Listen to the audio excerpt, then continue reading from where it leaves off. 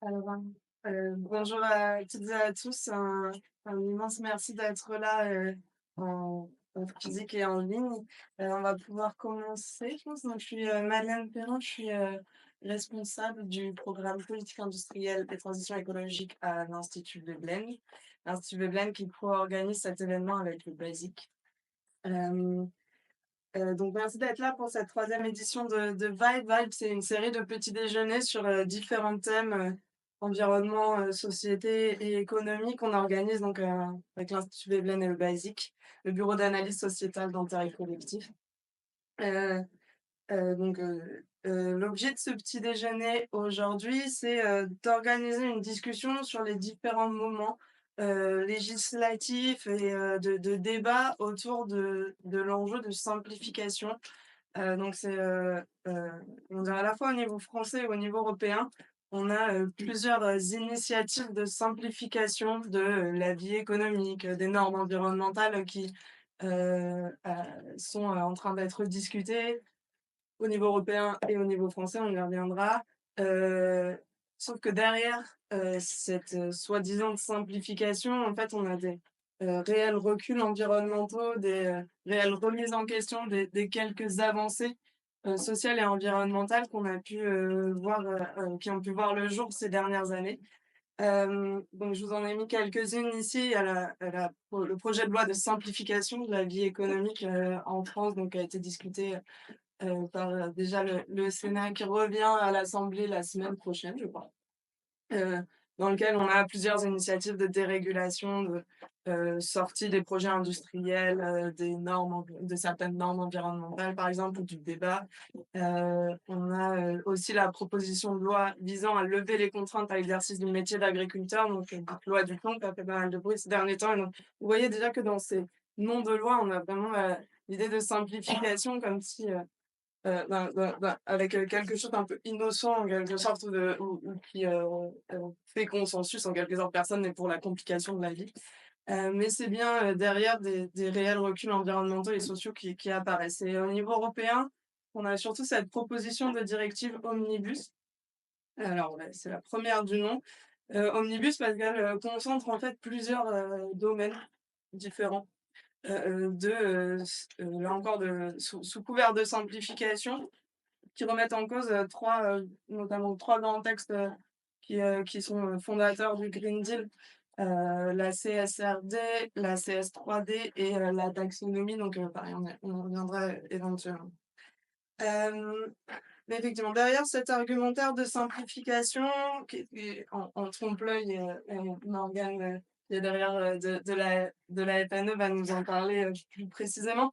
On a l'idée que les normes et les régulations sont inefficaces, qu'elles tapent sur les petits producteurs, qu'elles minent la compétitivité des entreprises. Et donc, ce qu'on va regarder d'un peu plus près ce matin, c'est quel est exactement le prix environnemental, social et économique de ces dérégulations. C'est-à-dire que derrière ces arguments de c'est inefficace environnementalement, qu'est-ce qu'on a exactement comme dommages environnementaux qui sont couverts par ces initiatives de simplification, sachant que rien que d'un point de vue, par exemple, économique, la Commission européenne a récemment mis à jour euh, le calcul des coûts de non-implémentation des normes environnementales. Donc déjà qu'elles ne sont pas tout à fait mises en place, mais ce gap entre la norme et la mise en place, il est déjà évalué à près de 200 milliards par an.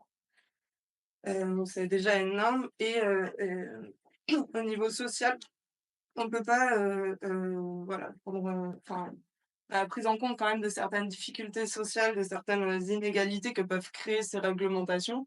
Il ne faut pas les négliger, mais il faut les étudier par contre avec précision pour savoir exactement l'étendue de ces réglementations qui aussi favorisent, notamment au niveau social, au niveau du travail, favorisent aussi des progrès immenses et c'était bien l'objet des textes qui sont aujourd'hui remis en cause.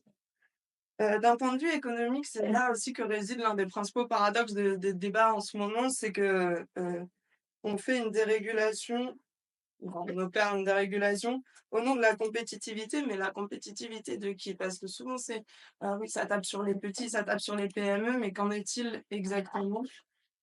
Sachant que, ces textes sont aussi pour beaucoup des textes qui ne concernent en fait que les très grandes entreprises, qui sont, aussi celles qui organisent, grandement, les projets de loi et qui, interviennent beaucoup dans, les discussions, parlementaires à plusieurs niveaux. Hem, donc voilà, on est, là ce matin pour discuter de, qu'est-ce que ça va nous coûter ces, régulations? Qu'est-ce que ça nous coûte de déréguler? Heu, à la fois sur, donc le plan, environnemental, social et économique. Hem, donc alors effectivement réguler ça coûte, mais déréguler ça coûte aussi. On va le voir avec, Morgane qui est derrière qui va intervenir, pour, France Nature Environnement. Heu, Marion Dubasi, qui va, nous parler aussi d'une étude qui a été, faite, très récemment et Sylvain, qui, représente le Centre des jeunes dirigeants et qui va pouvoir nous apporter aussi un point de vue, d'entrepreneur sur ces moments de régulation. La discussion, elle se veut le plus ouverte possible. On est, dans un moment, important autour de tous ces textes et donc si, le petit déjeuner, il est aussi là pour, voilà, créer du partage. Si vous avez de l'info, si vous avez des, do on va pas pouvoir couvrir évidemment tous les, domaines, tous les secteurs, mais c'est, très important que vous preniez la parole si vous avez des choses à ajouter, des questions ou, des remarques ou, des informations autour de tous ces textes, qui, sont, aujourd'hui en train d'être discutés. Donc voilà, merci encore d'être là et je vais laisser, Morgane se présenter et nous présenter les travaux de la FNE. Bonjour, merci beaucoup. Donc, je suis Morgane Pied-Derrière, je suis juriste de formation et responsable du plaidoyer pour France Nature Environnement. Donc, France Nature Environnement, je ne sais pas comment on fait pour sur des fichiers. Hop, voilà, tu peux aller à la slide suivante directement voilà, pour présenter rapidement France Nature Environnement, donc la Fédération des associations de protection de la nature et de l'environnement. Donc, c'est à peu près 6 000 associations partout en France, à peu près 1 million d'adhérents qui se regroupent en fédération départementale, fédération régionale et fédération nationale et qui est, beaucoup dans la pratique du droit de l'environnement, donc qui est dans au niveau du terrain, mettre en œuvre le droit de l'environnement et protéger la nature autant que possible. Et donc du coup, c'est parce qu'on a cette pratique au quotidien qu'on est assez bien placé pour se rendre compte que, je fais des voilà, de comment, est-ce que le droit de l'environnement a évolué depuis tout ce temps. Donc aujourd'hui, c'est beaucoup dans l'actualité, hein, il y a plusieurs projets de loi ou propositions de loi au Parlement sur la simplification. Et beaucoup de responsables politiques présentent ça comme quelque chose de très novateur. On arrive et on va tout simplifier, c'est nous qui allons, désenquister la France et cetera. En fait, c'est pas du tout quelque chose de novateur, c'est quelque chose qu'on nous répète depuis une trentaine d'années, ce refrain. Nous, on a regardé de plus près depuis 15 ans. Ça fait pas moins d'une douzaine de textes de simplification sur cette période-là, donc vraiment rien de simplifié, rien de novateur et quelque chose qui va en s'accélérant. Voilà, avec des textes de plus en plus, fréquents sur le sujet. La simplification, c'est quelque chose c'est une sorte de récit qui s'est installé sur ces trentaine d'années, un récit qui a été porté par, un certain nombre d'acteurs économiques et qui est assez facile à installer parce que, bah, comme vous le disiez, tout le monde est pour et simple, hein, c'est on est tous d'accord là-dessus. Heu et donc du coup, c'est assez facile de convaincre les gens de plus de simplicité. Cela dit, il y a souvent des amalgames déjà qui sont faits entre, des normes des formalités, on va dire. On est tous d'accord sur le fait que remplir 5 fois le même formulaire en même temps les mêmes informations, ça sert à rien et c'est énervant. Sauf que sous couvert justement, sous prétexte de simplifier ce genre de formalités, on s'en prend aussi à des normes de fond. Et donc ce qu'on a constaté là en 30 ans d'aller-retour, donc le droit de l'environnement, il s'est construit, au niveau européen dans les années 70, c'est un petit peu en décalage en France et on a vu un peu un phénomène en dents de scie, où il y a des progrès environnementaux et puis ce lobbying qui est fait et qui f du discours de dérégulation, de simplification, qui font qu'il y a des régressions et puis, souvent malheureusement soit un accident environnemental du type, l'explosion de l'usine Seveso en Italie, AZF en France et cetera. Parfois des drames humains comme il y a pu avoir à Sivins, la mort de Rémi Fraisse, qui font que, bon voilà du coup on revient un petit peu, on se rend compte des réalités et des risques et donc du coup on renforce le droit de l'environnement et puis rapidement après de nouveau un recul. et à chaque fois en partant de postulats qui sont faux, mais sur lesquels sont basés, ce récit. Il y a le postulat de dire que les normes sont des contraintes inutiles, et à chaque fois, quand, vous voyez les différents rapports parlementaires sur lesquels sont basés les projets de loi ou les propositions de loi de simplification, les normes, elles sont systématiquement présentées comme des contraintes, sans jamais, mettre en avant l'utilité qu'elles ont pour la société. Le fait que, bah, quand une activité économique, elle a un impact, sur notre santé, sur notre environnement et cetera, il est naturel de l'encadrer, et ça, c'est systématiquement traité. Le prix de l'inaction, le prix que, l'absence de réglementation a sur la société, ne serait-ce que le prix humain, mais aussi, le prix financier, par exemple, que ça coûte à la sécurité sociale de supprimer les ZFE, ça, c'est très, très rarement mesuré et très, très rarement pris en compte dans l'évaluation des politiques publiques. Il y a un deuxième postulat qui est, les normes nuisent à la compétitivité des entreprises. Rien n'a jamais étayé ça. Au contraire, les rares rapports qu'il y a sur le sujet, de l'administration soulignent que c'est plutôt, la difficulté de rassembler des financements, la difficulté, de sécuriser et cetera qui fait qu'en effet, aujourd'hui en France, les projets peuvent mettre du temps à émerger, mais au final, la longueur des procédures est rarement effectivement un frein, d'autant qu'elle relève énormément du droit de l'Union européenne, qui est un droit qui s'applique à tous les pays de l'Union européenne par définition. Et donc, du coup, il n'a pas de sens de dire, bah, regardez, c'est à cause de ça qu'on met plus longtemps à faire émerger un projet en France qu'en Allemagne. C'est le même droit. Et au contraire, il y a eu pas mal de rapports, notamment de la Banque centrale européenne, pour dire que les crises environnementales, que ce soit biodiversité, climat, santé, environnement, ça a un coût pour les entreprises. Ça a un impact aussi pour l'activité économique. Donc au contraire, la protection de l'environnement, c'est pas du tout quelque chose qui nuit à la compétitivité des entreprises. L'autre postulat, c'est qu'une politique efficace, c'est une politique qui rapporte de l'argent. Ça, on voit qu'on a c'est ancré par le fait que le PIB, c'est quasiment le seul indicateur qui est pris en compte pour mesurer l'efficacité d'une politique publique. On ne prend pas en compte, le fait qu'une politique publique apporte des choses pour la santé, pour l'environnement et cetera. On reste sur le PIB alors qu'il y a une loi qui a été votée, la loi Sas, qui prévoit qu'on doit prendre en compte d'autres indicateurs, mais elle n'a jamais été mise en œuvre. Et le dernier postulat, c'est demander son avis au public, ça fait perdre du temps. Heu, Sans prendre en compte qu'au contraire, demander son avis au public, bah, ça peut permettre, d'améliorer le projet, de le rendre plus acceptable et donc in fine faire, gagner du temps. Voilà. Donc les principales régressions, bah, je ne vais pas toutes les citer ici parce que ouais, comme je dis, ça va être compliqué, mais une des plus grosses, c'est le fait qu'il y ait de moins en moins d'évaluation environnementale. Donc l'évaluation environnementale, c'est un processus qui, contient une étude d'impact sur la santé humaine et l'environnement et en gros demander leur avis aux personnes concernées. Donc ça passe par une enquête publique la plupart du temps pour demander son avis, aux riverains et à l'ensemble du public et aussi l'avis de différentes instances, comités et puis les collectivités territoriales également. Et c'est une cible privilégiée, toute cette réglementation autour de l'évaluation environnementale, une cible vraiment privilégiée du lobbying. Chaque projet de loi, fait sa petite modification. On a notamment créé, le régime de l'enregistrement, pour faire en sorte que les installations classées pour la protection de l'environnement, les ICPE, en soient, pour certaines du moins, pour les moyennes, on va dire, exonérées. Heu, donc l'idée était de simplifier les démarches pour les porteurs de projets. Il faut savoir que depuis 2009, elle a été modifiée 44 fois, cette nomenclature. Donc autant vous dire que quand vous êtes un porteur de projet, ça devient compliqué de suivre et de savoir, de pouvoir prévoir sous quelle réglementation tombera, votre projet, étant donné que ça change en permanence.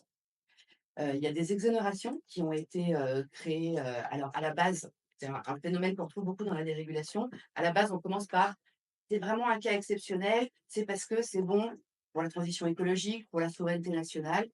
Et puis, bah, à partir du moment où vous avez, créé une exception, bah, ça ouvre la boîte de Pandore et chaque, secteur économique, logiquement et souvent légitimement, hein, dit: «Bah, il y a pas de raison que si eux, pas moi». Et donc du coup, au fur et à mesure, à la base, c'était, juste pour, les énergies renouvelables et puis progressivement, de texte en texte, on élargit jusqu'à ce que la réglementation initiale perde complètement son sens et son contenu. Et puis, il y a des cas de figure de plus en plus complexes. On a créé, par exemple, la catégorie des cas par cas. Avant, bah, il y avait une nomenclature qui disait soit on est soumis à évaluation environnementale, soit non. Et ben là, on a créé la catégorie du ça dépend, en laissant le préfet décider si oui ou non il faut une évaluation environnementale. avec, le fait que les préfets sont plus souvent préoccupés du développement économique et de la sécurité que des aspects environnementaux. Une autre cible privilégiée, de ce mécanisme de dérégulation, c'est tous les mécanismes de participation du public. Donc c'est pareil, au fur et à mesure, par petits coups de canif, plus ou moins importants, on a beaucoup, fait diminuer le nombre de projets soumis à enquête publique. Donc on a regardé les chiffres. Alors les chiffres, c'est toute une histoire de les trouver parce qu'il n'y a pas de bilan officiel qui est fait de toutes ces politiques. Donc on a demandé des chiffres au ministère de la transition écologique, à la Cour des comptes et cetera pour essayer de faire ce rapport, sachant que souvent la réponse qui nous a été donnée est: «On n'a pas ces chiffres». Donc on a été voir, d'autres organismes, notamment en l'occurrence la Commission nationale des commissaires enquêteurs, qui nous disent que sur, une dizaine d'années, c'est moins 50 d'enquêtes publiques.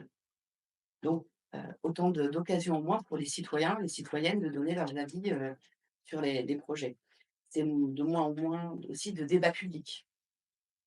Il y a tout un débat là encore récemment, le gouvernement a essayé de façon répétée par amendement de faire en sorte que tous les projets industriels ne soient plus soumis à débat public auprès de la Commission nationale du débat public.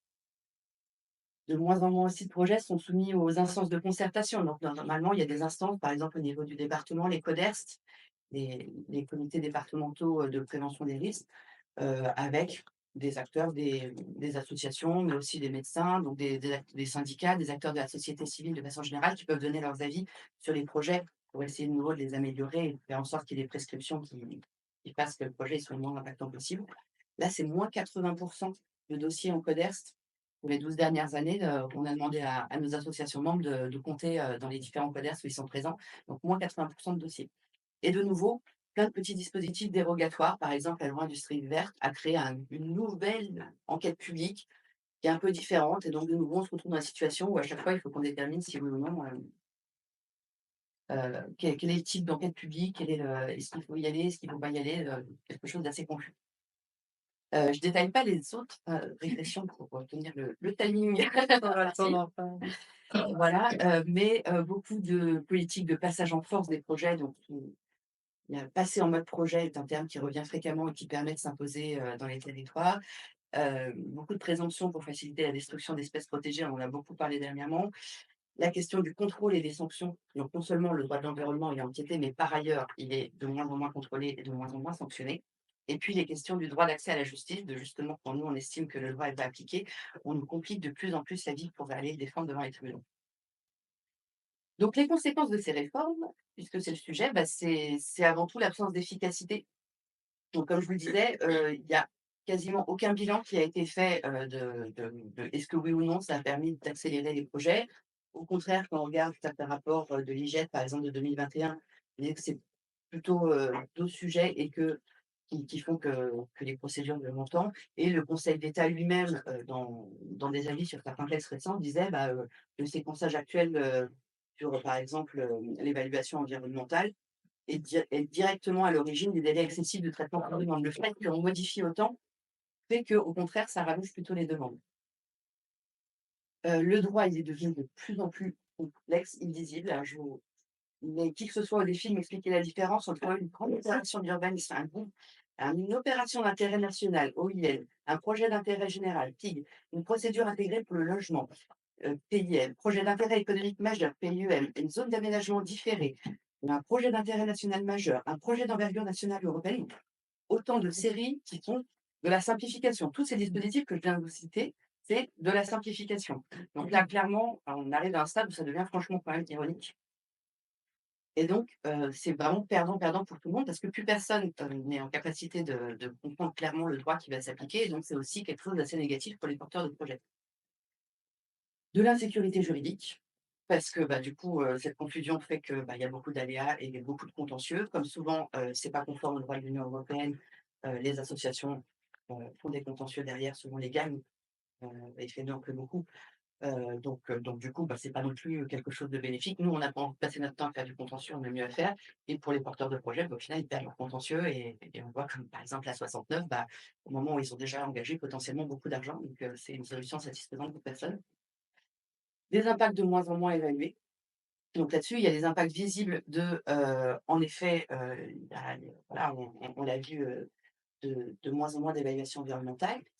et les impacts un petit peu invisibles de la Cour des comptes dit, «Par ailleurs, comme c'est peu contrôlé, peu sanctionné, il y a sans doute encore plus d'accidents que ce qu'on pense». Et donc là, les chiffres de la Cour des comptes, c'était entre 2012 et 2021, le nombre d'accidents incidents dans les ICPE a augmenté d'un tiers.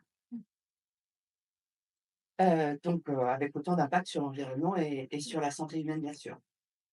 Et puis, le coût de l'inaction pour les finances publiques, bah, comme je vous le disais tout à l'heure, toutes ces réglementations qui ne sont pas mises en œuvre, bah, c'est autant, voilà, d'argent que nous, on paye par nos impôts, ou par, l'impôt contributeur, pour la sécurité sociale et cetera.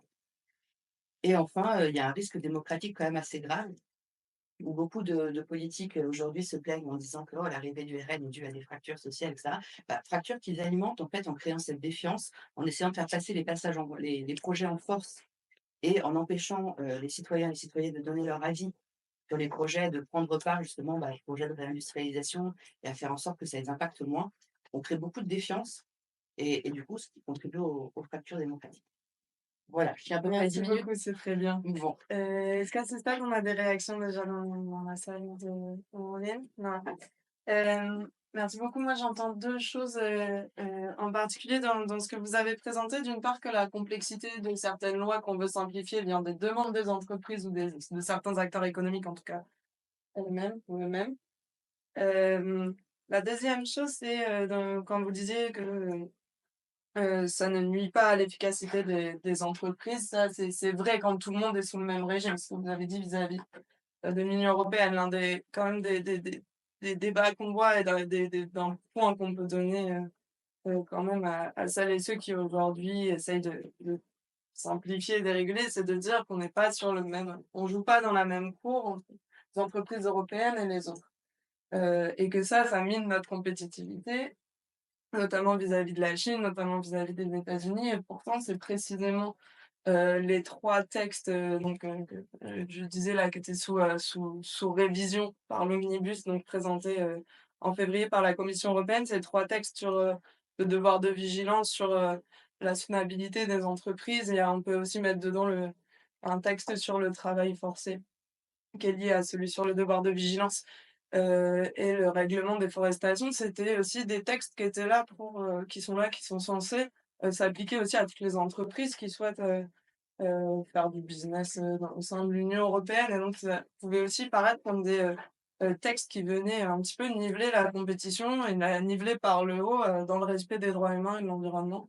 Hem Ces 3 textes, notamment le devoir de vigilance, le règlement de déforestation et le règlement sur le travail forcé, ils sont au cœur de l'étude que vous allez nous présenter, Marion. Hem, peut-être que je vous laisse la parole, là-dessus, pour voir un petit peu les conséquences, à la fois la nécessité de ces textes, la conséquence de leur mise en place et les conséquences de leur, potentiel, soit retrait, soit, amoindrissement. Là, ce qui est en discussion surtout, notamment sur les textes de devoir de vigilance, notamment, c'est, le nombre d'entreprises qui seraient concernées. C'était déjà pour les très grandes entreprises, en plus de 1 000 salariés et plusieurs centaines de millions de chiffre d'affaires, mais on devrait les mettre à 10 000 salariés et cetera. C'est, tu sais et le devoir de vigilance, c'était censé s'appliquer sur l'ensemble de la chaîne de production, même des fournisseurs lointains, l'entreprise mère en quelque sorte ou le commanditaire en était responsable et les discussions vont aujourd'hui pour dire qu'on s'arrête à un fournisseur, le premier rang. Donc voilà, c'est vraiment des façons d'amoindrir et de rendre quasi inopérants ces textes-là. Hem, mais je te laisse, présenter l'étude, si en particulier sur nos principales filières d'importation. Super. Merci beaucoup. Bonjour à toutes et à tous. Je suis donc Marion Muller. Je suis responsable des projets au BASIC. BASIC, Madeleine en a parlé rapidement en introduction. Donc, c'est le bureau d'analyse sociétale d'intérêt collectif. Et nous sommes en fait un bureau d'études de forme coopérative. On va venir travailler sur les chaînes de valeur, noter, évaluer leurs impacts sociaux et écologiques, socio-économiques et écologiques, pour informer les enjeux de transition de nos modes de production et de consommation et finalement informer les décideurs publics, notamment dans ces choix. Et donc l'étude que je vais vous présenter aujourd'hui, c'est vraiment un cas d'étude de ce qu'on pourrait faire au basique, j'ai envie de dire, pour avoir les chaînes de valeur, impact et information des choix de transition. Cette étude, nous l'avons menée pour Greenpeace France, Max Havelaar France et l'Institut Veblen. Elle a été publiée en avril, un peu plus tôt cette année. Et cette étude, elle se base sur un constat dont on a commencé à parler. Nous, on va prendre un peu une vue globale, internationale pour ces questions-là. Quelques chiffres pour rappeler un peu la toile de fond sur laquelle l'étude vient s'inscrire. Les terres agricoles au niveau mondial, c'est environ 40% des terres émergées et leur expansion se fait souvent au détriment des écosystèmes, de la biodiversité. Quelques autres chiffres, la production agricole, c'est environ 30% des émissions de gaz à effet de serre, encore une fois au niveau monde, et c'est 70% de l'eau disponible sur Terre qui est utilisée pour la production agricole. Et pour mettre en tension quelques enjeux, on a une industrie agroalimentaire, notamment européenne, qui est génératrice de profits assez substantiels. Là, je parle de façon globale, ça n'empêche que certaines entreprises peuvent être moins rentables que d'autres, mais au global, on est sur des entreprises qui génèrent du profit en vis-à-vis d'une part de valeur d'argent qui revient à nos agriculteurs et travailleurs agricoles, notamment du sud global, qui, eux, ont plutôt une diminution en moyenne justement de la valeur qu'ils captent sur ces différentes filières internationales. Ces enjeux que je viens de citer très rapidement, il y en a bien d'autres chiffres. Nous, au Basique, on vient les approcher de façon plus systémique grâce à la boussole de durabilité. C'est ce que vous voyez ici à droite de l'écran. Cette boussole de la durabilité, elle est inspirée de tous les travaux du Donut de Kate Raworth, que peut-être vous connaissez déjà, et qui viennent en fait matérialiser les limites écologiques de notre planète. C'est ce que vous voyez avec les enjeux en vert. Et en même temps, donc matérialiser ces limites planétaires, en même temps d'établir les conditions socio-économiques de notre survie sur cette planète. Donc c'est pour ça qu'on parle d'un plafond écologique à ne pas dépasser, avec en même temps vis-à-vis un plancher social établi par rapport notamment aux normes internationales de l'OIT et autres, qui viennent nous définir un espace qui est écologiquement sûr et socialement juste pour la survie sur cette planète. Et donc, cette approche systémique, ce qu'on peut noter, c'est que au fur et à mesure que les chaînes d'approvisionnement se sont allongées, que le commerce s'est mondialisé, les impacts se sont délocalisés pour une partie d'entre eux vers le sud global, et surtout on les a un peu perdus de vue, nous, consommateurs de l'Union européenne. On les a perdus de vue, on a perdu la traçabilité, et donc la question qui émerge, c'est quel est l'impact de notre consommation en tant que Français, et quelles solutions s'offrent à nous pour en fait changer la donne et réduire ces impacts-là. On a eu 3 temps principaux dans cette étude pour justement heu heu, alimenter cette discussion sur réduire la consommation de nos produits importés. Ça passe par la réduction directe de l'empreinte de nos importations. Donc il a d'abord fallu faire un effort de cartographier les principales filières d'importation vers la France et les pays de production qui étaient associés. Là, on fait un travail par rapport aux informations des douanes, notamment BASI, qui est une base de données. On a pu identifier 13 filières principales d'importation en France. Et donc, tout ce que je vais vous dire à partir de maintenant, il faut prendre en considération que je parle sur un périmètre limité qui est celui des 13 filières d'importation. Ce sont les plus importantes, mais ça ne veut pas dire que ce sont toutes. On a ensuite quantifié les impacts qui étaient associés à ces 13 filières d'importation principales.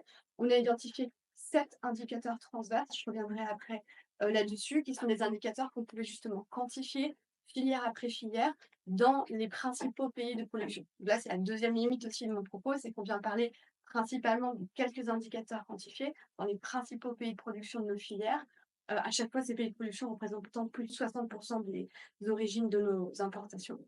Et c'est déjà ce qu'on a pointé précédemment, notamment Madeleine.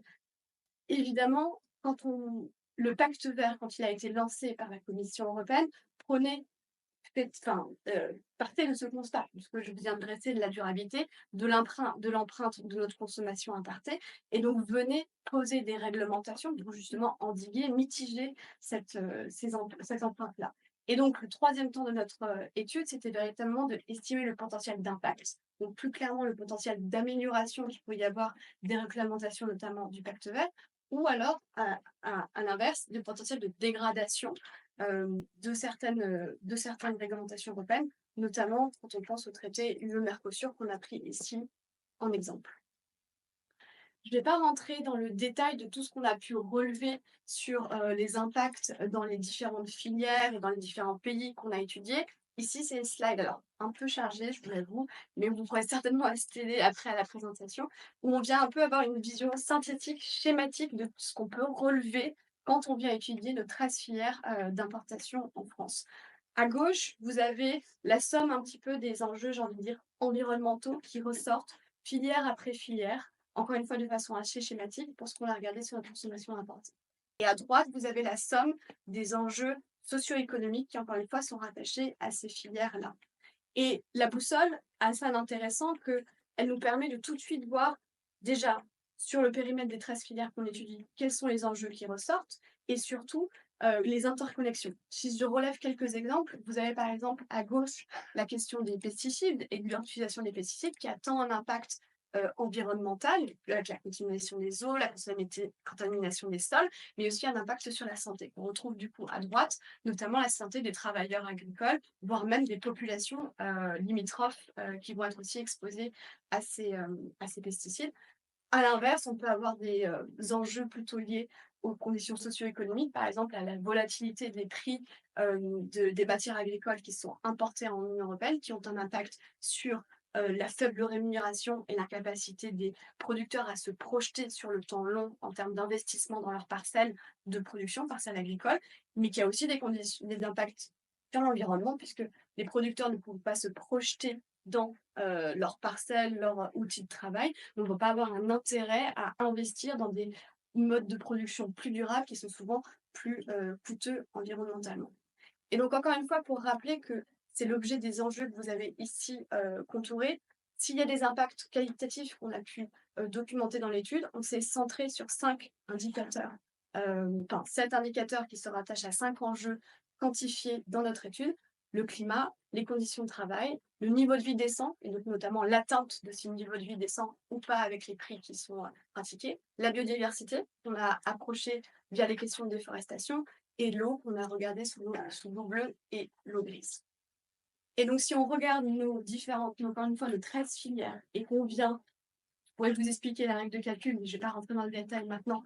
Si on somme nos différents impacts quantifiés et qu'on vient leur appliquer une règle simplement d'un scoring de 0 à 3 en fonction du niveau de l'impact, on obtient ce regard-là. En fait, on a classé nos 13 filières d'importation en fonction de leur score d'impact, encore une fois, impact socio-écologique, dans les principaux pays d'origine des importations. Et on retrouve dans notre quator de tête le cacao, le soja, l'huile de palme, qui sont 3 filières qui sont notamment visées par le règlement de déforestation de l'Union européenne.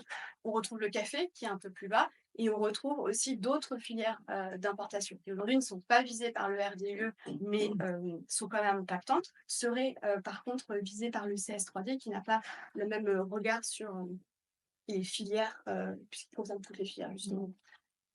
Je vous ai posé ce contexte-là, et comme je disais, le troisième temps de notre étude, c'était de venir comprendre quel est le potentiel d'impact des réglementations européennes.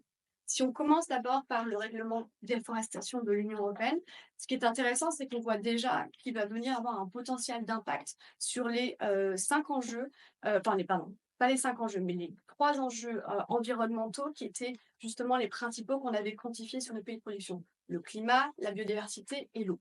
C'est peut-être pas une très grande surprise, parce qu'effectivement, le règlement de déforestation, il vient toucher concrètement à l'arrêt de la déforestation en interdisant l'import sur le sol, sur le marché européen, de produits issus de la déforestation. Donc il vient imposer une traçabilité qui, de fait, vient réduire la déforestation, et c'est en ça qu'on a du coup un impact positif sur le climat, puisque moins de déforestation, impact positif sur la biodiversité, on arrête de casser les écosystèmes, on a moins de rupture justement de continuité de ces écosystèmes, et on a aussi un impact sur notamment les sols. Je fais assez schématique, on pourra encore une fois rentrer dans plus de détails dans les questions. CS3D, donc le fameux règlement de devoir de vigilance, dans lequel est compris aussi le règlement sur la directive sur le devoir de vigilance, dans laquelle est compris le règlement sur le travail forcé. Là, on voit qu'il y a un potentiel d'impact, encore une fois, vraiment assez intéressant.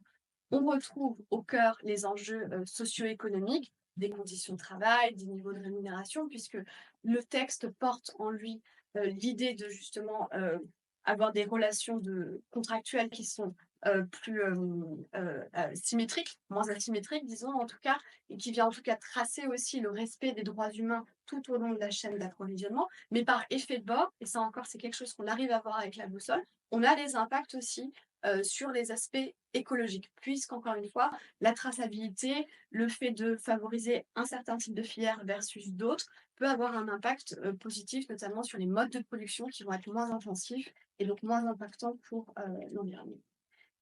Mais dans le regard qu'on a posé, autant ces 2 réglementations-là ont un effet intéressant en plus quand on les combine, mais elles sont mises à mal, ou du moins on va dire fortement mitigées avec en même temps l'entrée ou la discussion du traité du Mercosur de l'Union européenne. Ce traité du Mercosur, c'est intrinsèquement un traité de libre-échange et qui en ça va venir accélérer finalement les échanges commerciaux, les fonds qui nourrissent le Mercosur et l'Union européenne. Et donc, tous les effets négatifs que justement le pacte vert vient essayer de cibler sur les modes de production, notamment dans les pays d'origine, se retrouvent finalement euh, euh, euh, non visés par le Mercosur.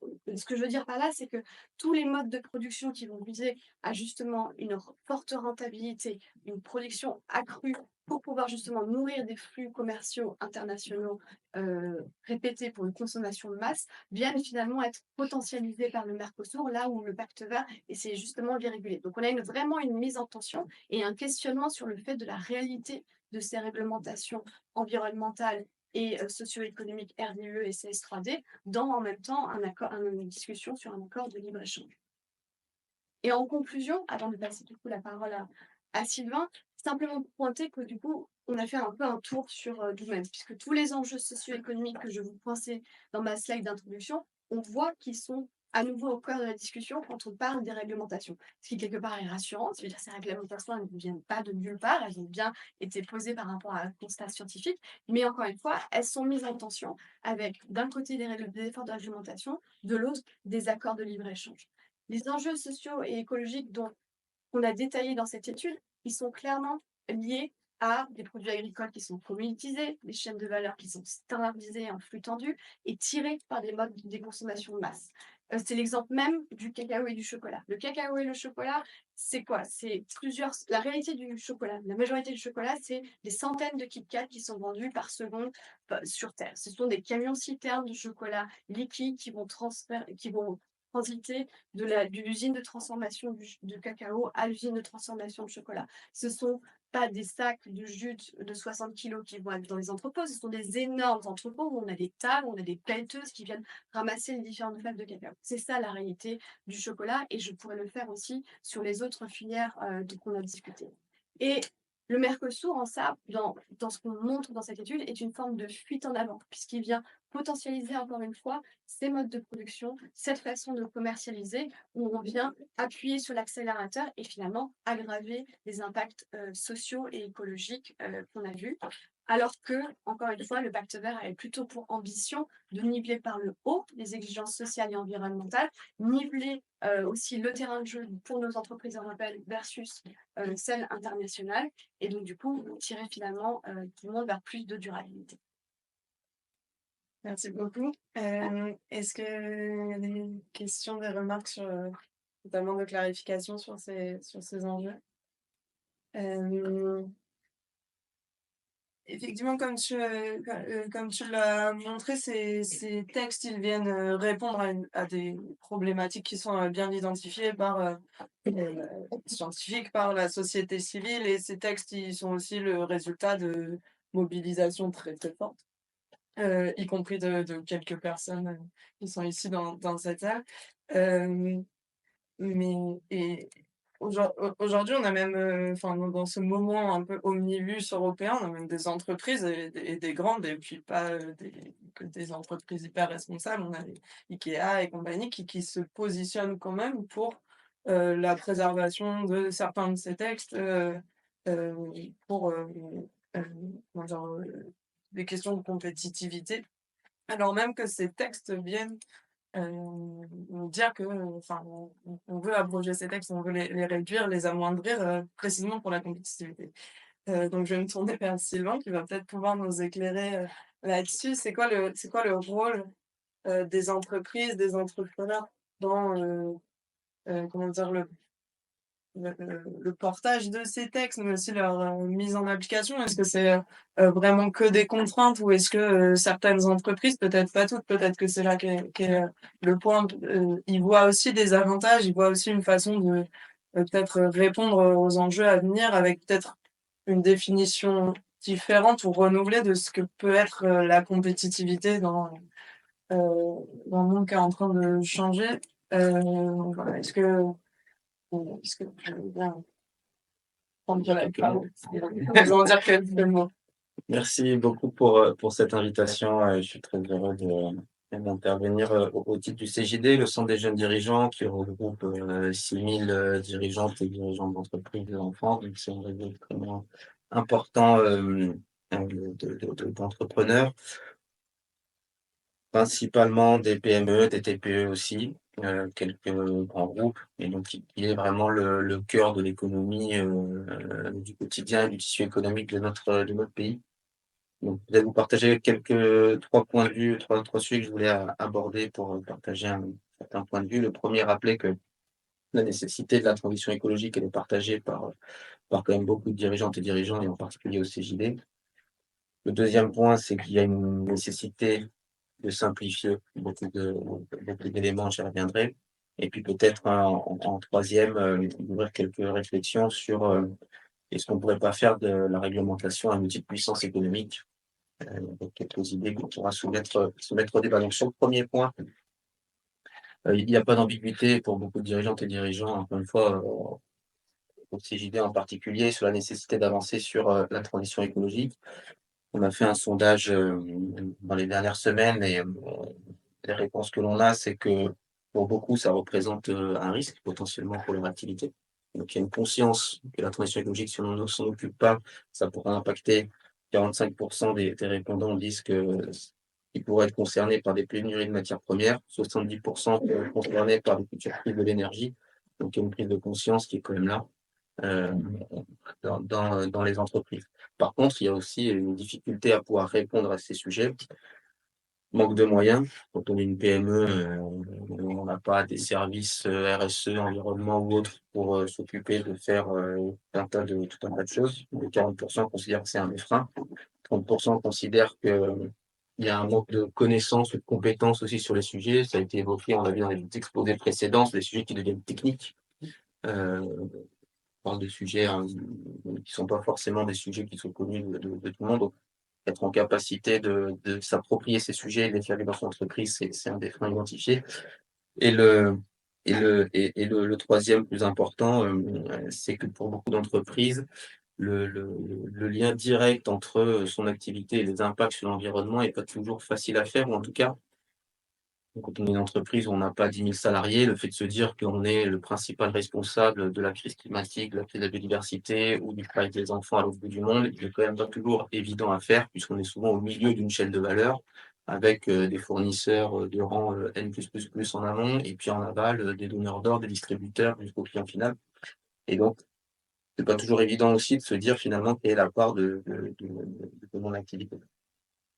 Donc on a lancé, il y a quelques mois, au sein du mouvement là, une convention JDoyenne, pour faire écho à la convention citoyenne qui a vocation à montrer d'une part qu'on est, tout à fait conscient de cette nécessité, de sortir du modèle extractif, économique tel qu'il est aujourd'hui et qu'on a besoin d'un certain nombre d'outils pour transformer nos modèles économiques. Et donc c'est le cœur du travail qui est en cours et dont les résultats seront publiés à la rentrée. Et donc pour essayer de montrer qu'effectivement, il y a des réseaux d'entreprises qui s'engagent dans cette dynamique-là pour essayer de transformer concrètement leur modèle économique. Quelques retours sur la CSRD, la CS3D, de ce que j'ai pu observer sur le terrain. Il y a eu des effets que j'ose dire positifs. Sur la CS3D, bien revenir à l'intention initiale. C'était bien de se dire, il faut que l'entreprise identifie et rende public à quel point elles sont exposées aux risques liés à la transition écologique et aux sujets sociaux ou de droits humains, et qu'elles puissent expliquer comment elle répondait, elle prenait en compte ces sujets-là. Donc ça, c'était quand même l'intention initiale, qui me semble tout à fait intéressante et donc de faire du sujet de la transition écologique un sujet de stratégie d'entreprise, de gestion de risque, de gouvernance et pas simplement un sujet où on aligne des indicateurs, ce qui était un peu le cas du précédent dispositif de reporting. Donc, on l'a vu dans pas mal d'entreprises, et c'est ce que je considère comme un effet bénéfique, c'est que dans beaucoup de grandes boîtes, le sujet RSE est quand même monté d'un cran dans la gestion et dans sa prise en compte, sur ces 3 dernières années puisque, il y a eu la mobilisation conjointe de différentes directions au sein des entreprises. Ça, c'est extrêmement fort. On a vu pour la première fois des directions RSE qui parlaient avec des directions finances, qui parlaient avec des directions risques, qui parlaient avec des directions RH et donc c'est de se dire: «On a un sujet transversal à traiter dans l'entreprise». Donc ça, c'était quand même extrêmement, je trouve intéressant comme avancée. Le fait d'avoir aussi la place, une place plus importante des sujets de RSE qui ont été faits dans la gouvernance, puisque dans beaucoup d'entreprises, les reportings, les analyses de risque ont été présentés au conseil d'administration, donc c'est la plus haute instance de gouvernance des entreprises et donc c'était pour beaucoup la première fois qu'ils avaient des présentations détaillées sur l'exposition, de leur entreprise, de leur business model par rapport aux différents risques climatiques, biodiversité, eau, droits humains et cetera. Donc il y a eu quand même des effets que je trouve, extrêmement intéressants et puis même si on prend un peu de recul, il me semble quand même normal qu'aujourd'hui une entreprise s'interroge sur sa vulnérabilité par rapport aux différents, impacts, par exemple, du changement climatique. Si demain je dois investir dans une usine, il faut évidemment que je cherche un lieu où elle ne sera pas sous l'eau dans quelques années. Sinon, évidemment, mon investissement, il tombe à l'eau. Je dois me remercier pour le jeu de mots à la fin. Et donc ça, c'est quelque chose qui semble quand même logique dans l'approche, que j'appelle plus stratégique de la RSE et pour certaines entreprises, il y a eu cet effet qui a été bénéfique. Pour d'autres, ça a été traité de manière administrative, purement administrative et donc là, c'est effectivement le caillou dans la chaussure puisqu'il faut remplir des indicateurs dont on ne sait pas trop à quoi ils servent, et donc j'y reviendrai dans mon point juste après. Ouais, donc je pense que ça, c'était une des aspirations de la CSRD sur lequel il faudrait peut-être, revenir un petit peu à l'essentiel et ça me permet d'aborder mon deuxième point, la nécessité de la simplification. Je nuancerai un petit peu ce qui a été dit tout à l'heure sur la compétitivité, et d'une manière générale, peut-être qu'il y a une réflexion à mener, et en particulier dans les acteurs de la RSE, c'est sortir un peu des logiques qui sont binaires, parce que j'entends souvent, soit on est que pour la réglementation, tout doit être réglementaire, et puis on est que contre, parce que la réglementation, c'est tout à fait horrible. Généralement, il faut, je pense, rentrer un tout petit peu dans la nuance. Il n'y a pas que les grands projets, il n'y a pas que, et donc rentrer un petit peu dans qu'est-ce qui finalement est essentiel pour nous dans les entreprises et les PME en particulier. C'est vrai qu'il est important que les grands groupes ne parlent pas à la place des PME. Il y a des sujets sur lesquels il n'y a pas d'impact directement. Sur la CSRD, pour l'instant, je n'ai pas vu beaucoup qui ont été vraiment découlés auprès des filières, enfin en tout cas des PME fournisseurs aux prestataires des grands groupes. Pour certains sujets, ça a été le cas. Donc ça, c'est une réalité aussi, ça existe. On ne peut pas dire c'est que vrai ou c'est que faux, hein. Sur certains sujets, il y a eu quand même des questionnaires qui ont été envoyés aux fournisseurs de rang 1 généralement, mais c'est jamais remonté au-delà de ce que j'ai pu observer. Voilà, et c'est vrai que dans la vie d'une ou un chef d'entreprise, la réglementation, c'est quand même souvent vécu comme quelque chose de négatif qu'il avait abordé tout à l'heure, parce que c'est quand même un risque pour l'entreprise. Si on respecte pas une réglementation, on peut avoir une amende, on peut se retrouver en prison dans ce nombre de cas. Donc, c'est quand même quelque chose que l'on surveille de près et on ne dit pas chouette, une nouvelle réglementation sur laquelle je vais devoir me mobiliser chaque matin pour y répondre. Donc, il y a cette réalité qui existe. Pour d'autres, c'est une opportunité, c'est vrai, hein, parce qu'il y a des métiers qui existent pour répondre au sujet de compliance. Bon, est-ce que c'est la chose la plus utile qu'on peut faire? Je ne sais pas. Le rôle aussi peut-être des consommateurs qu'il faudrait questionner, dont on n'a pas beaucoup parlé. Dans les chaînes de valeur, c'est aussi quand même le comportement des consommateurs qui va, en partie, qui peut influencer aussi l'ensemble des chaînes d'approvisionnement. Sur la question du devoir de vigilance en particulier, parce qu'il y a vous retrouvez l'interview de Mathieu Herce, qui est le président national du CJD, qui est sans ambiguïté et qui dit très bien que on est convaincu, en tout cas au CJD, que sans contrainte, les choses n'avanceront pas. Et donc on a besoin d'avoir un cadre réglementaire. Ça nous donne un coup d'avance.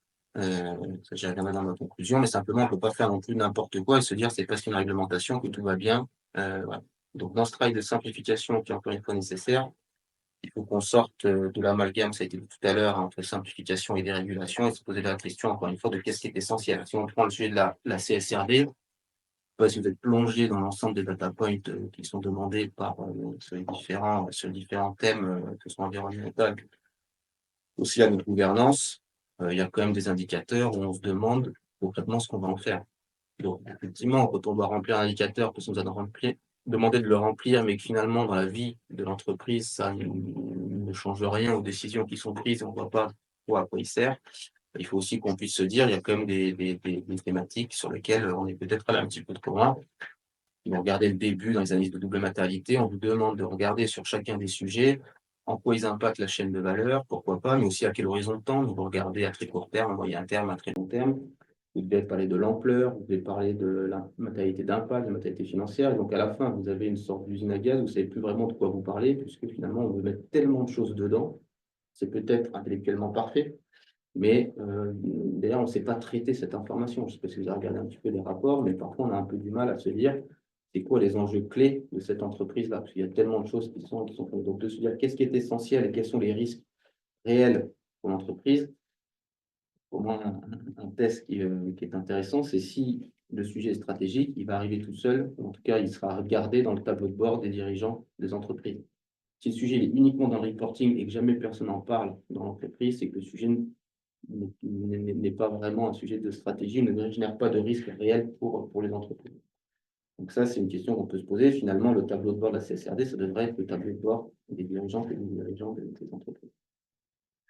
Donc ça, en tout cas, on est à l'aise de ces idées de bien faire le choix entre simplification et dérégulation. Mais encore une fois, il ne faut pas non plus mettre sous le tapis le sujet de la simplification. Il faut qu'on travaille quand même ce sujet-là. Et puis peut-être le dernier point sur lequel pour intervenir en conclusion, je peux me reste de temps, 3 minutes. Ouais. Donc, une fois qu'on a dit ça, comment on peut avancer? Bon, nous, on assume le fait qu'on a besoin d'un certain nombre de réglementations. C'est un cadre nécessaire pour travailler en collectivité, travailler ensemble. Donc, ça, il n'y a pas de difficulté. Une première chose que l'on peut faire et qui est quand même rarement faite, c'est la question de l'évaluation des politiques publiques. On a mis en place un dispositif, on le change, il est à peine mis en place, il n'y a pas d'évaluation sur est-ce qu'il est utile, est-ce qu'il n'est pas utile. Il faut aussi qu'on soit capable de dire, dans ce nombre de cas, le dispositif ne marche pas. Donc, il est nécessaire de le changer. Et tout comme il faut aussi reconnaître les dispositifs qui sont utiles et qui ont produit des effets sur lesquels il faut peut-être garder. Donc, travailler sur des évaluations de politiques publiques, ça me semble essentiel. C'est un gage d'efficacité. On a besoin quand même aujourd'hui de maîtriser nos finances publiques. Quand on a des dispositifs qui sont complètement incohérents entre eux, je prends l'exemple des haies, on a parlé des questions agricoles. On a une politique en France qui est un soutien à la plantation de haies, puisqu'il faut avoir de la biodiversité, etc. Donc ça, on met des millions pour essayer d'aller replanter des haies, et en même temps, on a une politique d'aménagement du territoire rural qui a vocation plutôt à les supprimer, puisqu'il faut regrouper des parcelles. Donc en fait, on donne du pognon d'un côté pour planter des haies, et on donne du pognon d'un autre pour les supprimer. En termes d'efficacité de politique publique, de l'argent public, et puis d'utilité pour nos objectifs environnementaux et sociaux, on peut quand même se poser des questions. Donc on a besoin d'avoir un travail d'évaluation des politiques publiques. C'est un pilier démocratique qui me semble tout à fait essentiel. C'est comment est-ce que nos dirigeants et dirigeants politiques rendent compte de ce qui est mis en place et est-ce qu'on atteint bien les objectifs sur lesquels on voulait arriver. Le deuxième, c'est un travail que j'ai évoqué sur la simplification, mais qu'on soit aussi collectivement, qu'on se pose les bonnes questions. Comment on identifie les sources de surcharge administrative concrètement dans le dossier, puisque pour l'instant, dans tous ceux que j'ai entendus parler depuis 6 mois qu'on parle de simplification, personne ne donne vraiment d'éléments un peu concrets sur qu'est-ce qu'est une surcharge administrative réellement, et qu'est-ce qui est une contrainte qui correspond à une politique publique, par exemple. Donc, on puisse rentrer aussi collectivement dans ce sujet des charges administratives. Comment est-ce qu'on rend plus visibles les objectifs des réglementations? Puisque parfois, on a des choses à faire quand on est dirigeant d'entreprise, on remplit des papiers, on ne sait pas à quoi ça sert, donc évidemment, c'est quand même assez frustrant pour être poli.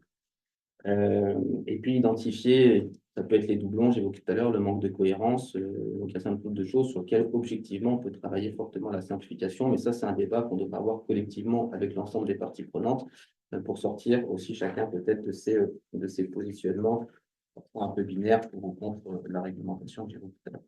Et puis, le dernier point pour conclure, peut-être repenser aussi cette question de la compétitivité qui est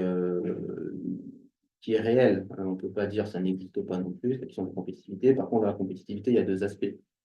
Il y a la question des coûts.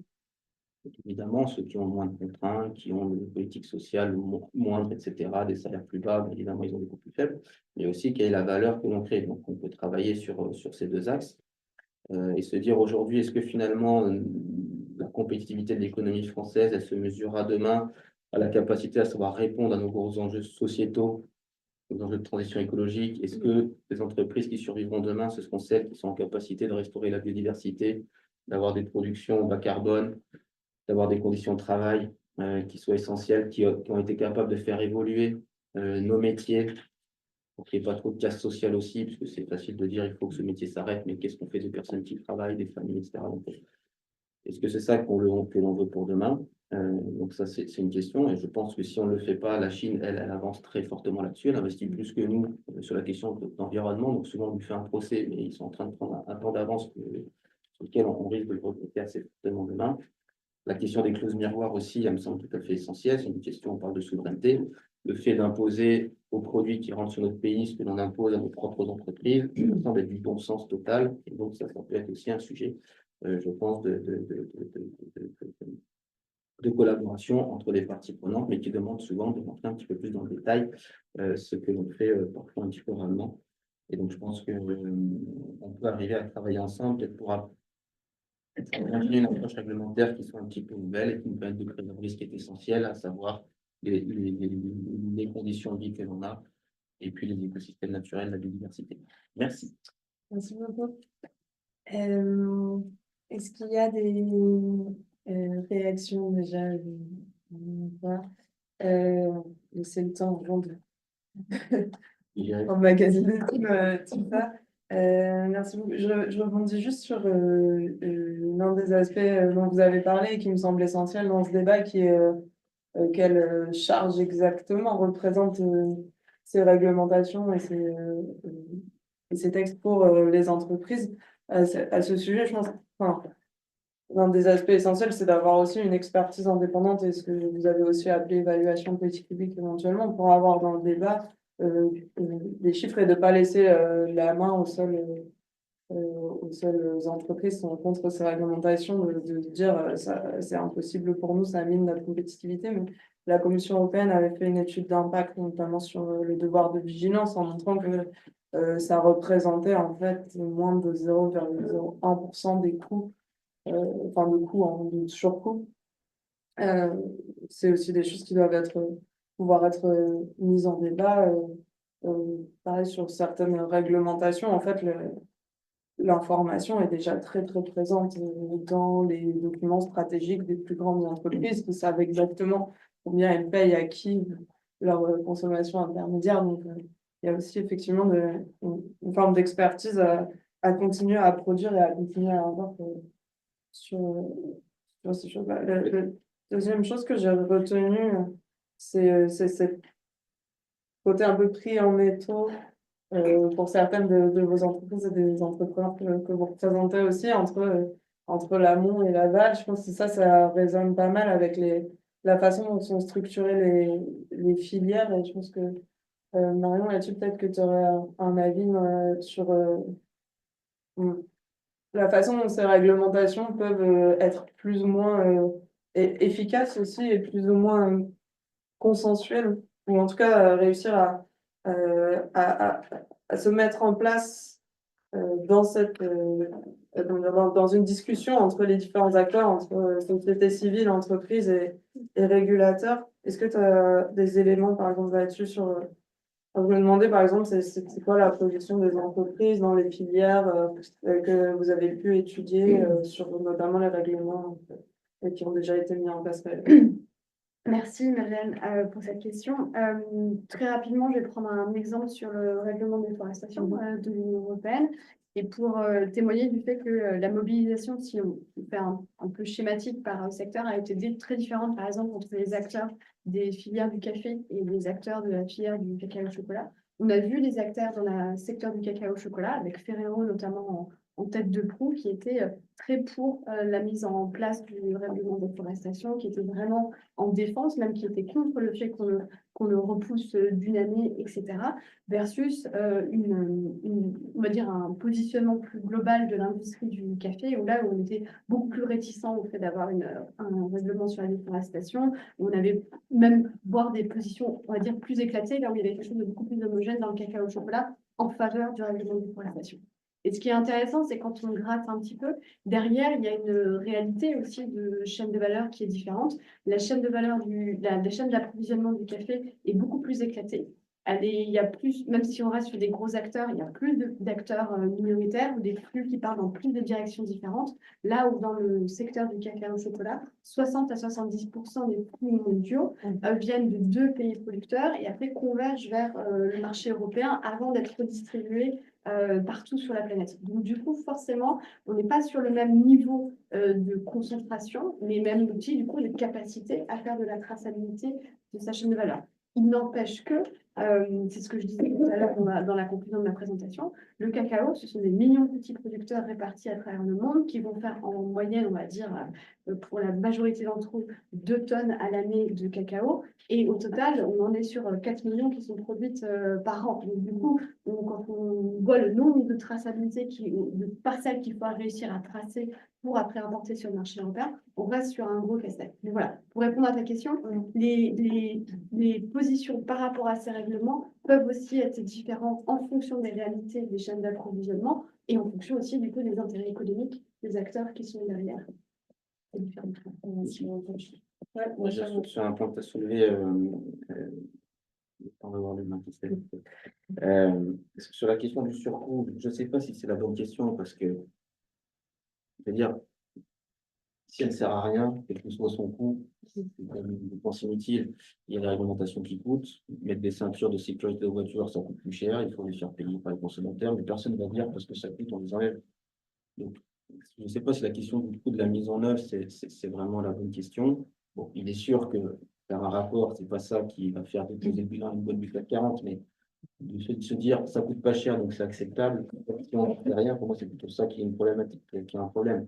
Et notamment, je pense que les parties prenantes, les ONG en particulier, devraient se saisir plus fortement des reportings qui ont été faits. J'en ai beaucoup de directions de grands groupes qui ont dit ben, on a fait un rapport, on fait 3 ans qu'on bosse sur la validité, notre reporting est publié, on a eu 0 question, 0 remarque, 0 contact de la part d'aucune des parties prenantes. Ça, pour moi, c'est dramatique, parce que c'est-à-dire qu'on a vraiment fait un exercice administratif pur et dur, quel que soit son coût. Ça me semble vraiment, vraiment dommage. Donc, il faut aussi que les parties prenantes se saisissent. C'est un outil de transparence de la CSRD, mais il faut que les parties prenantes s'en saisissent, sinon ça ne sert à rien. Je pense qu'elles en aient les moyens pour organiser ça.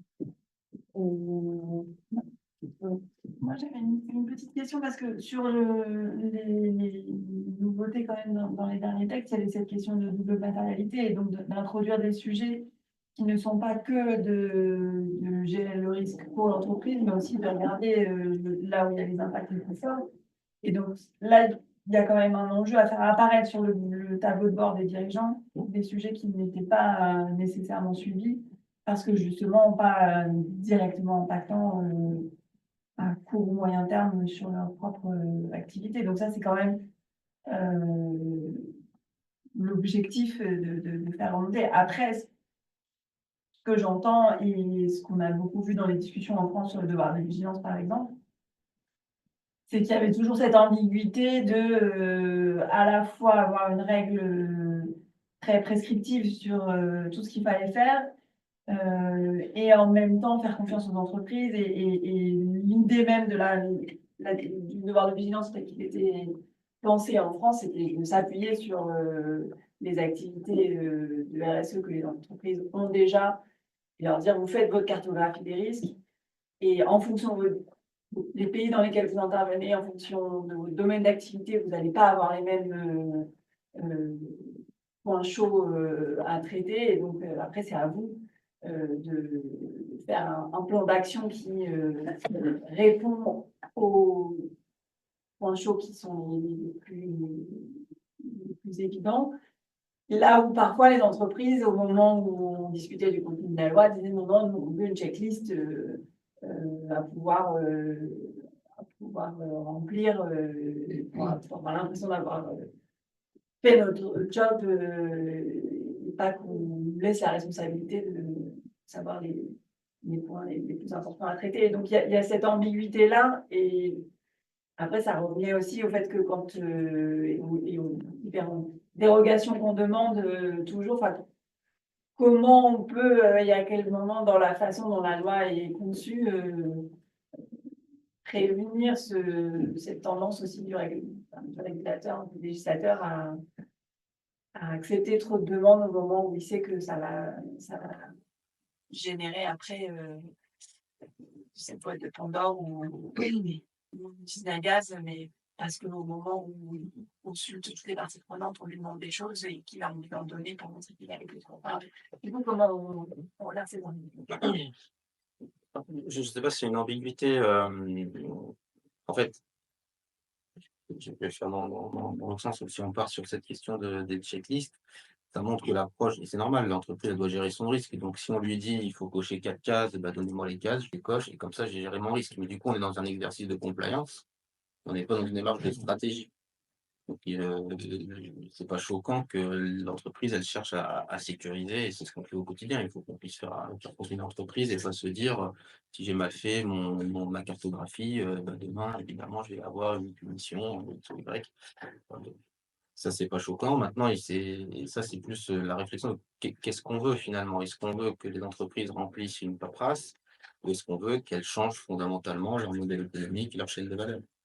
Et trouver la réglementation qui permet de faire ça, je sais pas si elle est déjà écrite quelque part. C'est peut-être une approche aussi un peu nouvelle à développer, que ce soit par l'ensemble des parties prenantes, de se dire quel est l'objectif finalement qu'on poursuit? Et est-ce que les modalités de mise en œuvre, elles permettent d'atteindre, cet objectif-là? Ça, c'est un débat qui existe pas vraiment, mais dire on peut pas être choqué que l'entreprise, elle veut sécuriser son sujet, donc elle veut savoir très précisément ce qu'on lui demande. Parce que dès que c'est un petit peu flou, bah, elle prend le risque potentiellement qu'on lui dise: «Ah bah non, c'est pas ce qui était attendu» et donc soit faut le faire, soit il y a une amende, soit il y a des pièces de réputation ou que sais-je, qui puisse arriver. Donc ça, c'est un travail à faire, aussi avec le législateur. Laisser une certaine liberté, à mon avis, a quand même du sens, puisque chaque entreprise a quand même ses spécificités et si on veut que ce soit un sujet de stratégie, il faut quand même que ça soit le plus possible collé à la réalité de l'entreprise. Et sur la question de la double matérialité, ça c'est, ça pose la question de la vision qu'on a de l'entreprise. Quand on a une vision purement financière, c'est évidemment la question du risque uniquement et c'était l'approche plutôt anglo-saxonne de simple maternité. Donc c'est une vision purement financière, il y a un risque, je le gère. La maternité, c'est plutôt une vision sociétale à mon sens de l'entreprise, c'est finalement l'essence pour moi de la RSE, c'est de reconnaître qu'on a une responsabilité vis-à-vis de ses impacts. Donc ça, il n'y a pas forcément, aujourd'hui de remise en cause ou de réflexion. La Chine avance sur ce sujet-là, donc on sait que c'est l'avenir. Par contre, dans le texte qui explique la manière dont on fait ce risque de double maternité, il y a peut-être des choses sur lesquelles on peut retravailler un peu. C'est plutôt ça le sens de mon message, mais c'est pas du tout de remettre en cause la maternité. Aujourd'hui, elle est relativement acquise et mais par contre, encore une fois, dedans, il y a quand même des prescriptions qui sont extrêmement fines et détaillées, qui peut-être sont pas, les plus pertinentes pour avoir à la fin quelque chose qui soit compréhensible et utile, encore une fois, au management de l'entreprise. Je pense que et aux parties prenantes, c'est ça qu'on doit essayer de viser. Merci. Peut-être pour rebondir sur le premier point, comment on peut faire, pour organiser la discussion, les négociations, le débat, entre les différentes parties prenantes sur ces moments législatifs-là en particulier? Enfin, je pense en France, là, la loi pour la simplification de la vie économique, ça a été démontré par différentes associations que c'était presque un copier-coller d'un texte du MEDEF qui avait déjà été mis en page comme une proposition de loi. Ce qui pose question et qui, du coup, quand même, enfin, je sais pas, peut-être à la FNE, vous avez un avis là-dessus ou des propositions pour organiser aussi un petit peu plus de discussions autour de Ouais, parce que clairement, comme tu disais, le MEDEF ça avait fuité dans la presse, hein, écrit un projet de loi signé, François Bayrou, Premier ministre et cetera. Donc c'était vraiment, quelque chose de enfin, sidérant. Quand ça a fuité dans la presse naïvement, je me suis dit: «Ah bah, ça les a grillés». Non, pas du tout. Le ministre de l'économie leur disait: «Mais c'est une très bonne idée», le lendemain. Donc clairement, il y a un côté extrêmement assumé, de reprendre des choses qui viennent directement, d'acteurs du monde économique comme ça. Donc ça pose la question de l'encadrement du lobbying en France. Il y a le fait qu'aujourd'hui, cet encadrement, il est quand même, assez léger. Hem, enfin assez léger. Pour remplir tous les ans les obligations de déclaration, de reporting, c'est pas si léger que ça, mais ce que je veux dire, c'est que c'est très peu contrôlé, et que la haute autorité, en charge de la transparence de la vie politique, elle a très peu de moyens pour encadrer ça. Donc il y a un vrai sujet et il y a beaucoup, beaucoup de lacunes, notamment le fait qu'à partir du moment où, c'est à l'initiative de l'élu, vous n'avez pas à déclarer, vos obligations de reporting. Donc ça, clairement, c'est une lacune qui est pour le lobbying que vous faites dans des auditions. À partir du moment où c'est le député qui vous a appelé, c'est bon, vous n'avez pas à le déclarer. C'est aussi à un nombre de personnes restreintes, dont quand vous avez pris contact, vous avez à le dire. Il y a plein de gens, qui sont très importants, que vous pouvez contacter sans avoir à faire de reporting. Et puis surtout, il y a la question du contrôle. Voilà, le fait qu'il y ait très peu de moyens et qu'en en vrai, bah, quand un parlementaire va dîner avec, un lobbyiste, personne ne peut contrôler ça. Donc il y a la question du contrôle et le fait, par exemple, qu'il va y avoir une proposition de loi bientôt sur le sujet, que ça pourrait être intéressant en fin d'année normalement et que ça pourrait être intéressant de renforcer la transparence et l'encadrement du lobbying. Et puis il y a la question aussi de quoi qu'on fasse, ça restera limité, parce qu'on ne peut pas mettre, quelqu'un pour contrôler, les dîners de chaque parlementaire de France. Donc il y a une question de responsabilité aussi, des élus à faire en sorte, que c'est légitime d'écouter un acteur économique quand on légifère sur son sujet, mais par contre, responsabilité de faire en sorte d'écouter toutes les parties prenantes, tous les intérêts en place à part égale. Et pour ça, la façon la plus efficace pour les responsabiliser, certains prennent cette responsabilité, d'autres non. Et la façon la plus efficace de pousser à ça, ça reste encore, en tant que citoyen, en tant qu'électeur, électrice, de pousser là-dessus et de ne pas hésiter à contacter les parlementaires pour leur faire savoir, quelle est votre position sur les différents sujets. Il y a beaucoup d'ONG qui mettent en place des dispositifs du type, check ton politique, contacte ton député en 3 clics et cetera.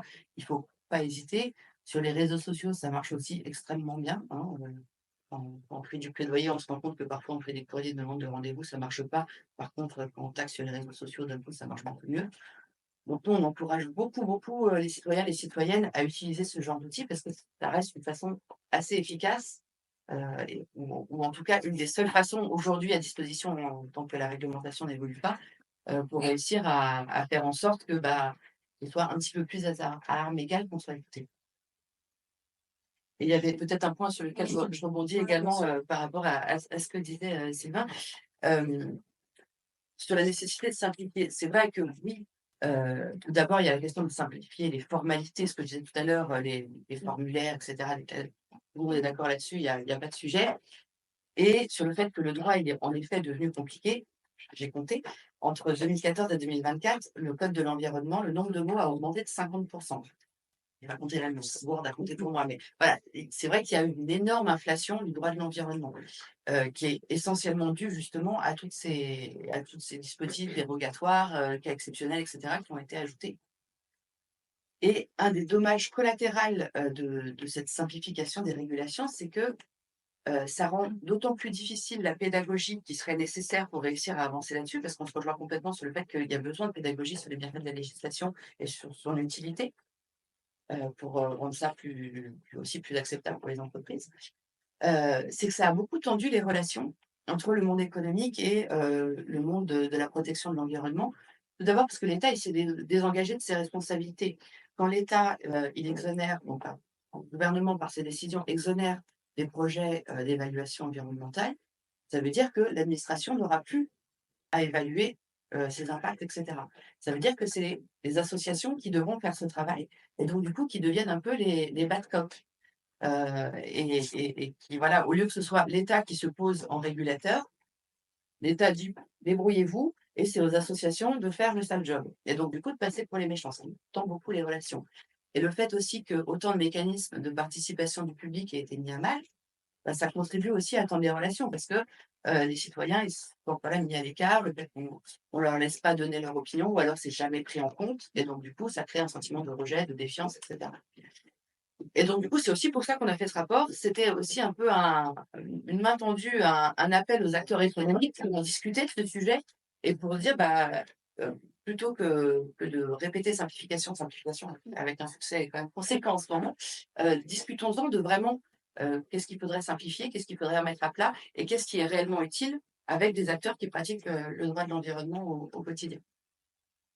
Plus sur des enjeux d'harmonisation, de mise en cohérence et de Oui, et tout à fait, peut-être de suppression de certaines dérogations parce qu'on se rend compte au final, oui, que parce que voilà, qu'il n'y a pas eu de bilan qui a été fait et quand il y a des bilans, ils prouvent plutôt l'inefficacité de ce type de dérogation. c'est ce que tu disais, à chaque fois qu'on rouvre la loi pour la simplifier, en fait, on la recomplexifie parce que Exactement. chacune y met ses propres enjeux.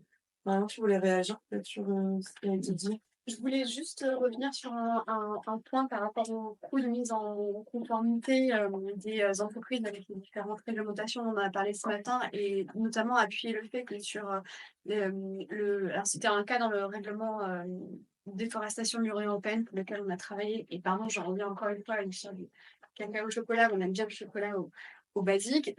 Quand on avait mené cette étude pour l'Organisation internationale du cacao sur comprendre les coûts de mise en conformité avec le RDE pour les acteurs de la filière du cacao au chocolat.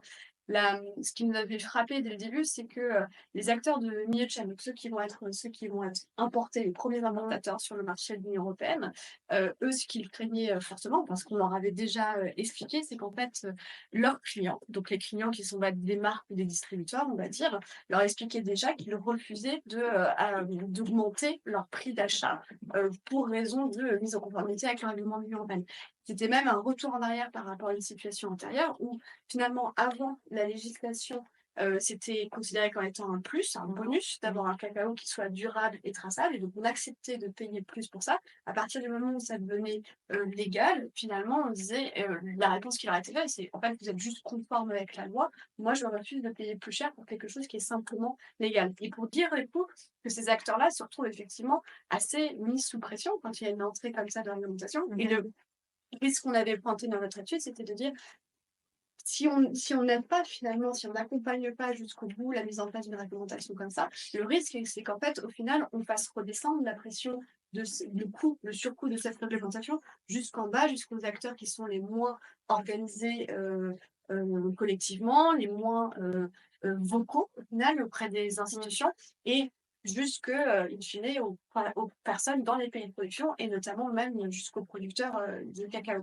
Et pourtant, quand on met en perspective avec nos travaux sur la création et la répartition de la valeur dans les filières de cacao au chocolat, on voit que les profits sont justement situés en aval, près du consommateur, plutôt chez les marques et les distributeurs, alors que le poids et la charge des réglementations, typiquement de réglementation européenne comme ça sur la déforestation, va plutôt peser au amont de la chaîne. Et donc du coup, c'est de mettre en tension aussi cet état de fait et que par mécanisme simple du marché, ce ne sont pas les acteurs qui vont, de leur propre volonté, accepter de prendre en charge leur surcoût, même si c'est eux, in fine, qui ont la vraie profitabilité sur le produit qui est proposé aux consommateurs européens.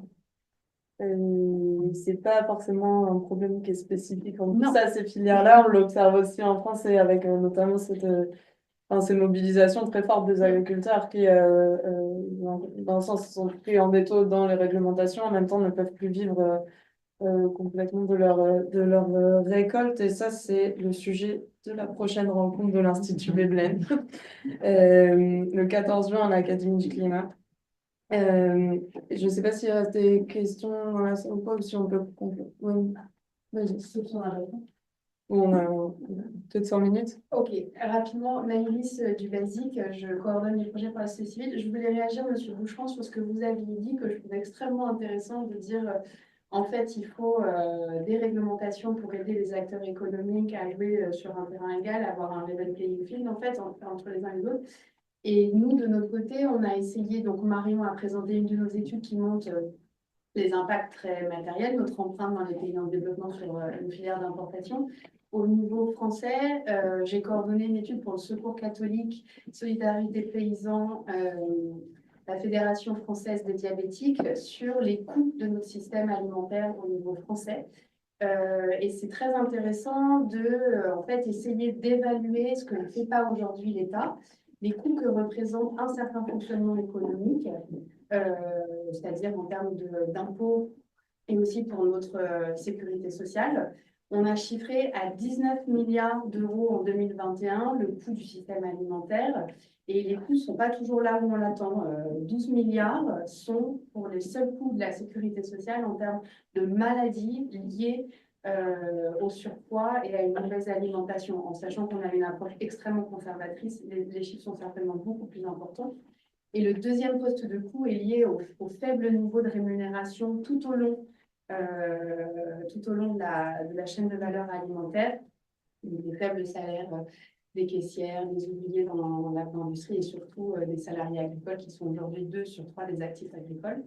Et que du coup, aujourd'hui, on vient compléter avec des primes d'activité, du RSA, et qui représentent un coût reporté sur la collectivité. Donc, ma question est celle-ci, c'est on voit qu'il y a des impacts qui sont extrêmement larges à l'étranger dans le monde entier, aujourd'hui en France, avec un système économique qui est lié à la mise sous pression des acteurs économiques, de milieu de chaîne, avec la concurrence au niveau des autres pays européens sur les questions alimentaires. La majeure partie des importations est au sein de l'Europe. Et on voit des industriels donc, ou aussi des distributeurs qui sont mis en concurrence. Et donc, du coup, on voit bien l'enjeu d'avoir des règles communes qui puissent permettre de réduire cette pression sur les acteurs économiques et qui fait qu'à la fin, les agriculteurs sont souvent la variable d'ajustement avec des rémunérations très faibles, voire dans certaines filières qui ne couvrent pas leur coût de production. Quels sont les sujets où vous voyez, vous, vraiment la nécessité d'une réglementation qui puisse permettre aux acteurs économiques d'aller de l'avant et de réduire à minima les impacts, si ce n'est enclencher une transition?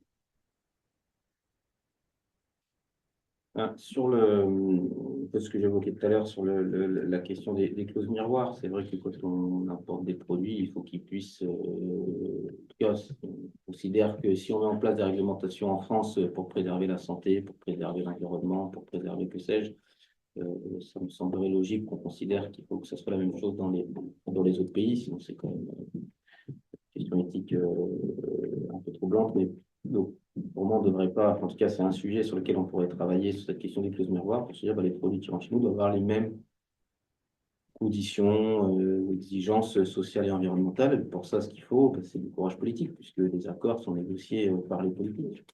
Et le courage politique, il vient s'il y a un soutien populaire et des parties prenantes en général, les acteurs économiques en particulier, mais pas que. Donc, c'est un travail qu'il faut faire de conviction auprès d'eux.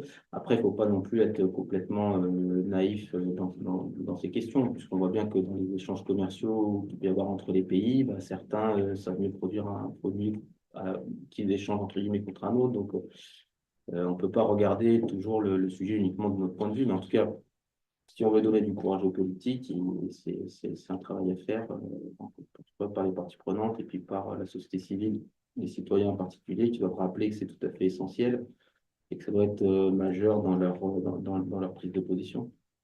Et ça, pour l'instant, on n'entend pas forcément beaucoup. Et après, j'évoquais tout à l'heure la question des... On entend fortement l'Institut Veblen sur les questions de mesures miroirs. Tout à fait. Si vous voulez, Mathilde a publié un excellent rapport la semaine dernière, vous pouvez vous appuyer. Non, de manière générale, Oui. aujourd'hui, c'est pas ce qu'on entend dans les médias en général.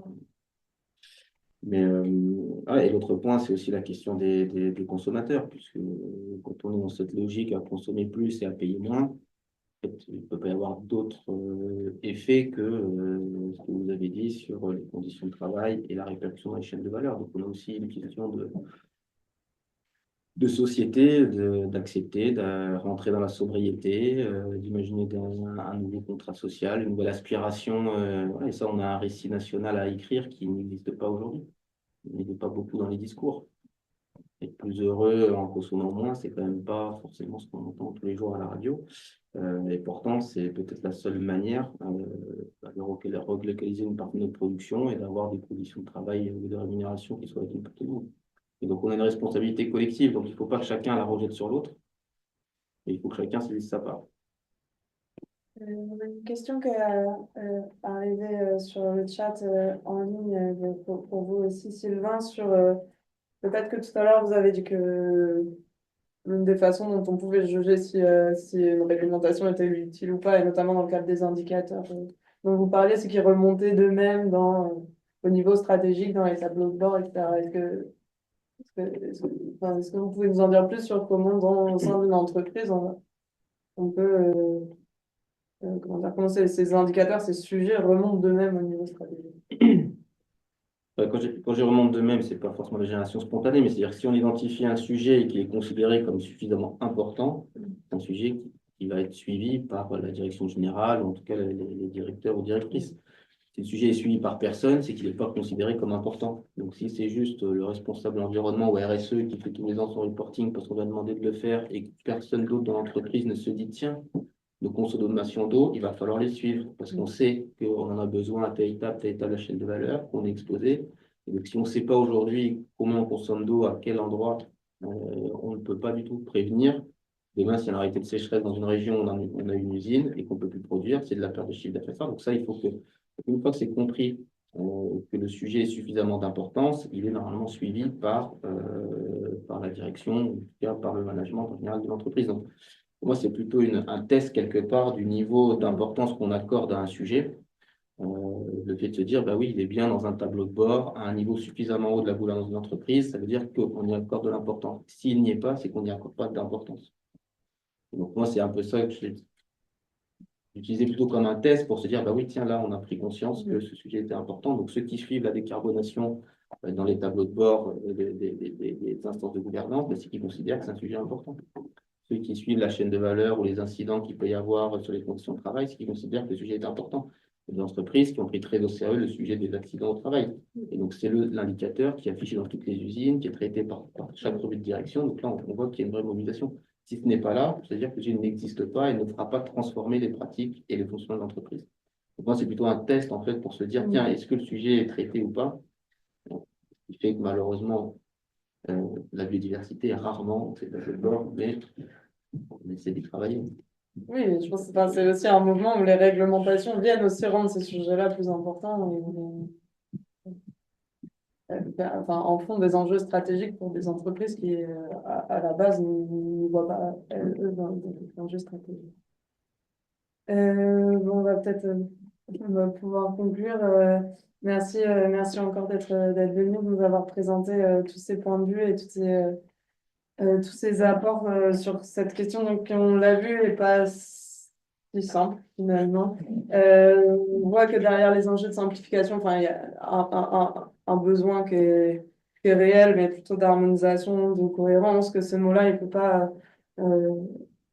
pas être pris tout seul et qu'on a bien besoin de décrypter ce qui se passe là-dessous, que ce moment quand même de dérégulation débridée vient apporter globalement une mauvaise réponse à une bonne question, celle des limites d'un modèle qui se contredit, où d'un côté on régule les impacts environnementaux et de l'autre on on met en place des accords, on laisse rentrer sur le marché européen des produits qui vont exactement à l'encontre de toutes ces réglementations, et ce qui participe aussi à les affaiblir, qui a un grand travail encore à faire de discussion et de créer des endroits et des moments où les acteurs économiques, la société civile, les législateurs peuvent discuter pour atterrir sur des textes qui simplifient utilement et régulent efficacement. Donc voilà, la discussion continue, la mobilisation aussi, nous en tout cas de notre côté, l'Institut Veblen mène une campagne de plaidoyer assez intense sur les questions d'omnibus pour s'assurer qu'on reste bien dans un cadre de simplification et qu'on ne renie pas les objectifs de ces textes. C'était le premier omnibus, je me dis, genre, il y en a d'autres à suivre a priori, notamment sur des questions aussi essentielles que la finance ou l'encadrement des substances chimiques, le règlement REACH. Donc ça, c'est en train d'être préparé dans la plus grande transparence, n'est-ce pas, aussi. Donc voilà, vous pouvez continuer, nous, à suivre nos tribunes, nos analyses sur ces règlements, ces réglementations, sur notre site, sur LinkedIn, etc. Les études du basique aussi sont toutes à disposition. La FNE, j'imagine, va continuer aussi à décrypter pour nous ce qui se passe notamment au niveau français et à peser de tout son poids sur les procédures. Et puis au CJD aussi, on va continuer à suivre votre mobilisation et de porter cette autre voix des entreprises, c'est très très utile. Et ça montre aussi qu'il y a peut-être des alliances un peu plus fines à créer effectivement et à dépasser certains antagonismes. Merci beaucoup d'avoir été présente ici ou en ligne pour les personnes qui sont là, on va pouvoir attaquer un petit peu plus la panière de croissant. Donc, comme je vous disais, notre prochain événement à nous, et d'ailleurs avec une intervention du BASIC, ce sera à l'Académie du Climat le 14 juin sur la question de peut-on vivre des revenus agricoles. Et ensuite, le 1er juillet, on a une grande conférence, on organise une grande conférence notamment sur les enjeux du secteur financier, quelle finance pour l'autonomie stratégique, et ce sera au Washington Plaza, dans le 8e arrondissement. Le 1er juillet, on a aussi une autre intervention, une autre conférence, vous pouvez faire les deux parce que c'est matin et après-midi, sur la question justement de décrypter aussi certains argumentaires qu'on entend beaucoup en ce moment, qui est celui du chantage à l'emploi. Donc voilà, toutes ces infos-là sont sur notre site. Continuez à nous suivre et probablement qu'on refera des événements Vibe, mais plutôt après la pause estivale. Merci beaucoup et bonne journée. Merci à vous.